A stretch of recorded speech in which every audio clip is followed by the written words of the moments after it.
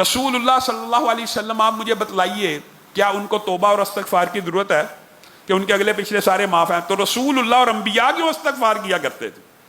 رسول اللہ صلی اللہ علیہ وسلم ایک ہی نشست میں 100 مرتبہ استغفر اللہ کہا کرتے تھے، ایک ہی نشست میں۔ اگر آپ رسول اللہ کے 6 توبہ کے یا 8 مختلف علماء نے مختلف ذکر کیے ہیں وہ یاد کر لیں تو یقین مانیے میری اور آپ کے جو بھی گناہ ہوں گے سارے کے سارے معاف ہو جائیں گے۔ ایک تو اپنی زندگی کے اندر استغفر اللہ، حالی استغفر اللہ، اس کو 100 مرتبہ کیا کیجئے ہر روز صبح شام۔ ویسے تو اس کی 10 تسبیحات علماء کہتے ہیں نکالنی چاہیے ہر نماز کے بعد۔ ایک ہی نشست میں رسول اللہ صلی اللہ علیہ وسلم رب اغفر لی وتب علی انک انت التواب الغفور بھی رسول اللہ صلی اللہ علیہ وسلم کا وظیفہ ہے۔ ایک ہی نشست میں استغفر اللہ بھی اور یہ وظیفہ بھی 100 مرتبہ پڑھا کرتے تھے۔ کم از کم استغفار کے یہ جو وظائف ہیں مجھے اور آپ کو ہمیشہ ہمیشہ کے لیے یاد کرنے چاہیے۔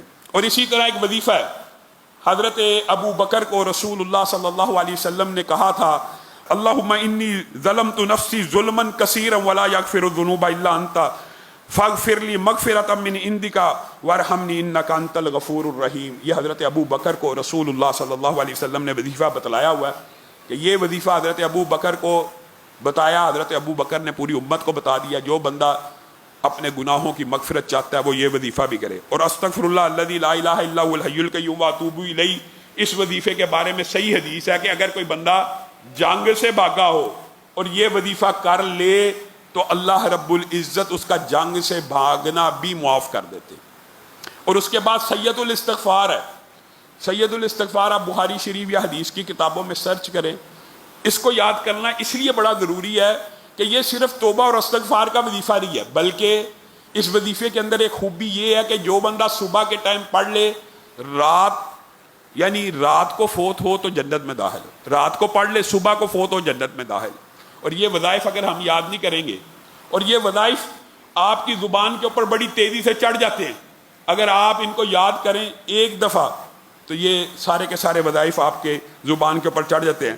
اللہم انت ربی لا الہ الا انت خلقتنی وانا عبدک وانا علی عہدک ووعدک ما استطعت اعوذ بک من شر ما صنعت ابوء لک بنعمتک علی وابوء بذنبی فاغفر لی فانہ لا یغفر الذنوب الا انت۔ یہ صبح اور شام پڑھنا ہے۔ اور رسول اللہ صلی اللہ علیہ وسلم کا ایک اور وظیفہ ہے، جب سورت اذا جاء نصر اللہ نازل ہوئی تھی، یہ بات آپ کے سامنے پہلے بھی رکھی ہے کہ رسول اللہ صلی اللہ علیہ وسلم کے حوالے سے اس بارے میں ملتا ہے کہ وہ پڑھا کرتے ہیں سبحانک اللہم ربنا وبحمدک اللہم اغفر لی، یا یہ پڑھا کرتے تھے سبحان اللہ والحمد للہ استغفر اللہ واتوب الیہ۔ یہ دونوں وظیفے، یہ 7 وظائف ہیں رسول اللہ صلی اللہ علیہ وسلم کے استغفار کے۔ اس کے علاوہ بھی 2 وظائف کا حدیث میں تذکرہ موجود ہے، لیکن یہ 7 وظیفے آپ کے پیارے پیغمبر صلی اللہ علیہ وسلم نے امت کو عطا کیے۔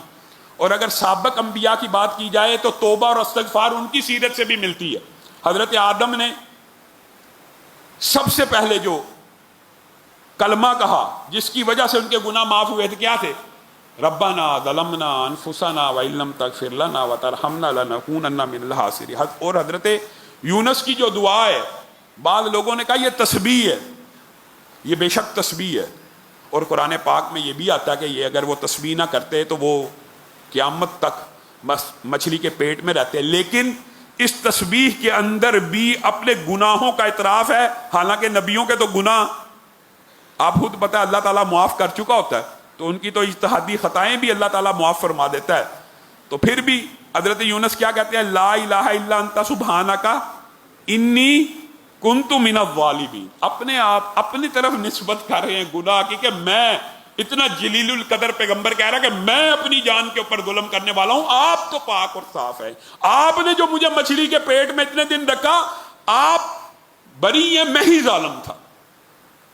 یہ بھی ایک ندامت کا انداز ہے۔ یہ بھی یہ انبیاء کے جو وظائف ہیں، وَإِلَّا تَغْفِرْ لِي وَتَرْحَمْنِي أَكُن مِّنَ الْخَاسِرِينَ، آپ کو پتہ یہ انبیاء کے جو وظائف ہیں ان کو بھی کرتے رہنا چاہیے۔ اور اسی حوالے سے حضرت موسیٰ کی بھی دعا ہے ربی انی ظلمت نفسی فاغفر لی۔ اور اس کے علاوہ کوئی شخص یہ چاہتا ہے کہ اس کے گناہ بھی معاف ہوں اور اس کی بیماریاں بھی دور ہو جائیں، جملہ جسمانی، تو اس کے لیے حضرت ایوب کی ایک دعا ہے، قرآن پاک میں تو اس کا ذکر ضمیر کے ساتھ حضرت ایوب کی طرف ہے، لیکن اگر آپ نے پڑھنی ہو ربی انی مسنی الضر وانت ارحم الراحمین، اپنی طرف اس کی اگر نسبت کرنا چاہیں تو انبیاء کے جو استغفار کے وظیفے ہیں اور رسول اللہ صلی اللہ علیہ وسلم کے جو استغفار کے وظیفے ہیں اگر ہم اپنی زندگیوں میں داخل کریں گے تو استغفار کی اور توبہ کے جتنے بھی فضائل اور برکات ہیں اللہ تعالی ہم سب کو سمیٹنے کی توفیق عنایت فرمائے گا۔ سبحان ربک رب العزت عما یصفون وسلام علی المرسلین والحمد للہ رب العالمین۔